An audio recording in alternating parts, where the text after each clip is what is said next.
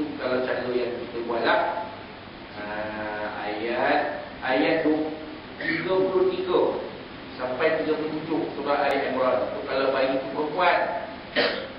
Sebab dalam ayat itu ada menceritakan kisah Siti Maryam binti Nabi Isa alaihissalam. Apa itu? Kita beri budak itu air zam-zam, bagi dia minum sikit. Kan kalau turun mati pun sedap lah tu. Bagi air zam-zam, bagi pelicin tekak dulu. Dan air zam-zam ini kita beri kerana dalam air zam-zam itu ada khasiat dia. Ma'u zam-zam lima syuribalah. Ya, Rasulullah SAW. Nabi SAW kata air zam-zam ini akan jadi mujarab untuk apa yang kita niatkan diminum dengan ini. Kalau kita beri anak kita minum nak bagi dia pandai biasa, dia dah pandai lah dia dalam pelajaran. Akhlak sekolah tepi, akhlak letak mula-mula. Yang penting pelajaran nombor satu. Kalau kita nakkan anak kita tu jadi orang yang soleh, dia lasak buat. Kita nak dia lasak buat tak apa, tapi jangan jahat. Kita bagi minum air zam-zam, campurkan dalam air minuman pagi dia, air sarapan pagi dia. InsyaAllah dia akan nak buat saja, tapi tak jahat. Dia akan jadi khairun nas anfa'ahum linnas. Dia akan jadi sebaik-baik manusia yang memberi manfaat kepada seluruh manusia. Dia nak tersebut kecil lah. Tapi bila besar dia tak merepit. Dia jadi samsing, kemusun. Kan? Pergi ke dalam mereka pukul orang sana, pukul orang sini tak. Dia akan jadi orang yang memberi manfaat kepada manusia-manusia lain. Itu dia sebab kita pergi minum air zam-zam. Lepas tu kita bagi sedikit kurma tadi. Kan, kurma rupok tu kalau dapat. Kalau tak dapat kurma biasa boleh kita cairkan sedikit dengan air zam-zam tadi, bagi di ujung jari kanan tu, masukkan ke rongga mulut dah. Masuk sikit, agaknya okey dah tu. Apa dah tu? Sampai masuk ke dalam rongga, sampai ke lidah tak payah. Kena ujung lidah ni cukup lah, dia dah rasa. Buatlah. Kemudian yang ketiga, kita beri madu. Sebab madu ni khasiat dia semua kita tahu.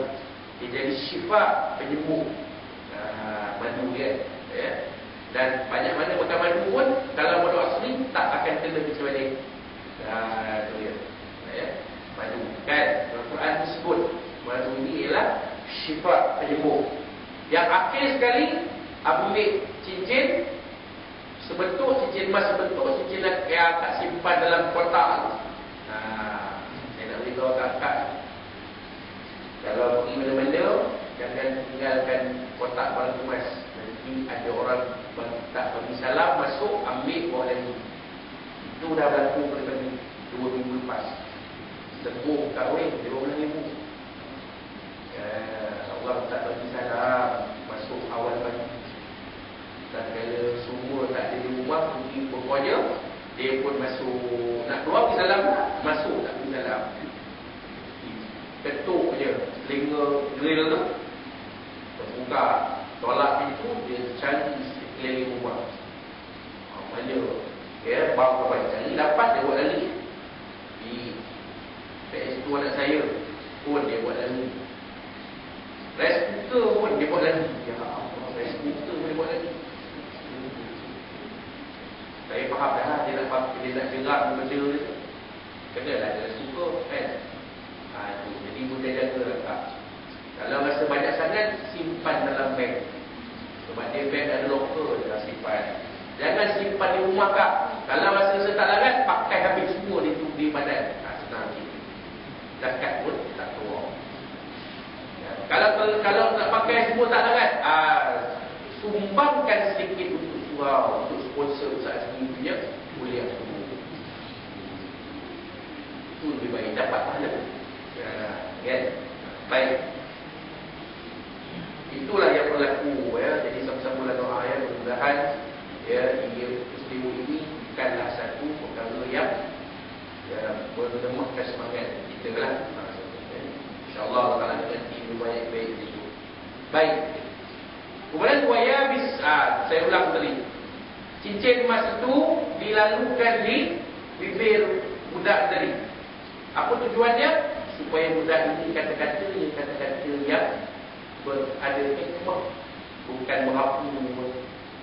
Dia cakap tu adiksi, ada bernas, bukan beras nasional, bernas. Elok. Dia tak merapu, cabut tidak, merapu tidak. Cakap dia tu insya-Allah ada baik kebaikan, ada manfaat untuk semua manusia. Itu. Lepas tu barulah boleh kan. Allahumma salli wa sallim wa barik alaihi. Allah. Zanji berhambat tadi. Tak ada masalah. Boleh tak apa. Itu dia. Rotbit, iaitu yang segala makhluk yang basah, yang duduk dalam air. Ikan ke, sotong ke, kerak ke, lalat ke, apa ke, dia dengar azan, dia jadi saksi untuk wazir itu pada hari kiamat. Ustaz, mana boleh ikan duduk di padang mahsyar? Ini jangan tanya tuan-tuan, ini cerita di alam akhirat. Kita tak tahu, kita tak nampak, kita tak pernah tengok. Jadi kita yakin alladzina yu'minuna bil ghaib. Kalau kita orang bertakwa, maka berimanlah kita dengan ghaib. Rasulullah nak mikir, udang boleh duduk kat masyarakat. Udang kan dia makhluk layak. Macam mana dia boleh duduk di padang masyarakat? Jangan tanya itu. Tak tahu, kita mati dulu, masuk alam barzakh, keluar ke alam akhirat, tengok sama-sama. Yang penting sekarang kita yakin amanah, kita beriman dengan apa yang disebutkan oleh Nabi sallallahu alaihi wasallam. Wa yabisin, dan yang kering, yang duduk atas darat pun akan saksi juga aku. Ujiak. Dia dengar azan, dia punya saksi untuk wajib. Mana-mana makhluk pun lah. Kan kucing baik, atau anjing baik, kalau dengar laungan muazzin, laungan untuk Bilal, dia pun akan jadi saksi untuk Bilal kepada hari kiamat. Baik. Hadis riwayat Abu Dawud. Yang kedua, sesungguhnya azan itu mempunyai kelebihan tersembunyi yang tidak diketahui melainkan Allah Subhanahu Wa Taala. Terdapat dalam sebuah hadis yang diriwayatkan oleh Abu Hurairah radhiyallahu anhu bahawa Rasulullah SAW bersabda, "Law ya'lamun nasu ma fil nida'i was-saffil awwal." Kiranya mengetahui sekalian manusia apa-apa yang kelebihan yang terkandung di dalam azan dan juga saf pertama sembahyang berjamaah. Kata Nabi SAW, kalaulah manusia tahu kelebihan yang ada dalam azan, kelebihan dalam azan, kelebihan jadi untuk Bilal, kalau manusia tahu kelebihan saf pertama sembahyang berjamaah, bukan saja saf pertama tapi jamaah sini.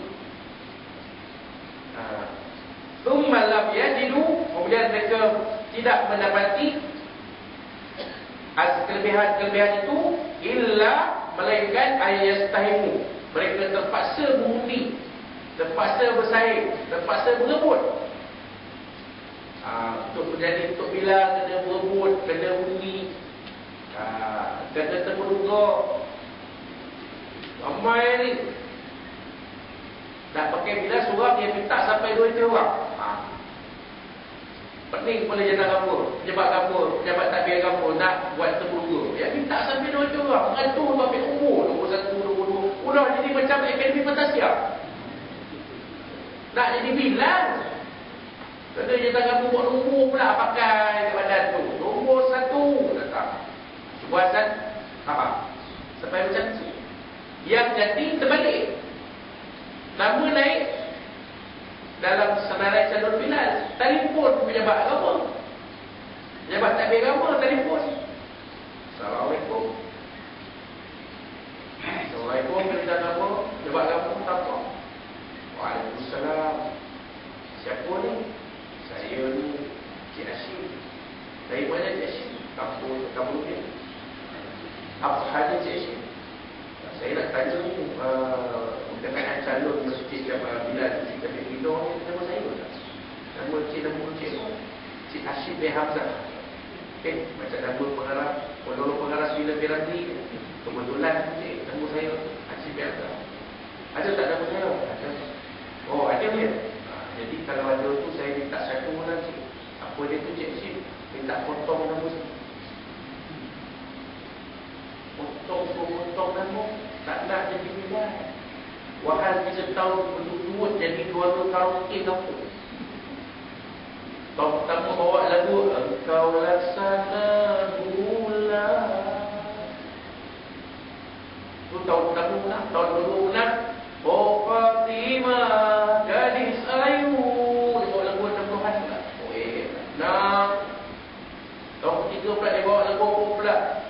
Dia bawa lagu apa ni? Bulan madu di awan biru. Bawa lagu rock lah. Benar. Kalau karaoke kampung.